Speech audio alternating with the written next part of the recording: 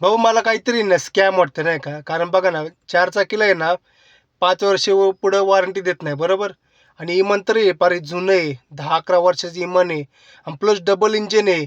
एक इंजिन जरी बंद पडलं ना दुसरं इंजिन चालू होतं नाही का? पण भाऊ ते दोन्ही इंजिन आहे ना एकदाच बंद पडलेले आहे. राहिली गोष्ट ना ती इमान आहे ना 15,000 किलोमीटर रनिंग करू शकते ना काही एका दिवसात. आणि जो पायलट होता ना पायलट, तो एक ट्रेनर होता. कारण ते लोकांना शिकवायचा.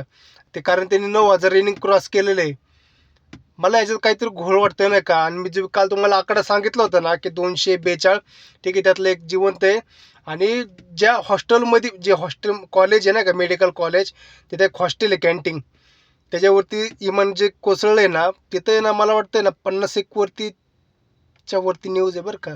इमानातली वेगळीच आहेत. इमानातली वेगळी आणि जे कॅन्टीनमध्ये जी लोकं होती ना नाश्ता-वाष्टा करत होती, जेवत होती, ते आता 50च्या वरती. पण आता न्यूजमध्ये आहे ना का अजून आकडा पूर्ण दिलेला नाही आहे. तसं जास्त आहे 260 क्रॉस झालेलं आहे का आवाज. अजून जास्त आकडा आहे. पण हे काहीतरी राजकारण काहीतरी मला थोडंफार वाटतं नाही का, काहीतरी घडलेलं आहे, चुकीचं घडलेलं आहे. कारण हे असं नव्हतं करायला पाहिजे होतं. एवढं जुनं इमान बी नव्हतं पाठवायला पाहिजे होतं.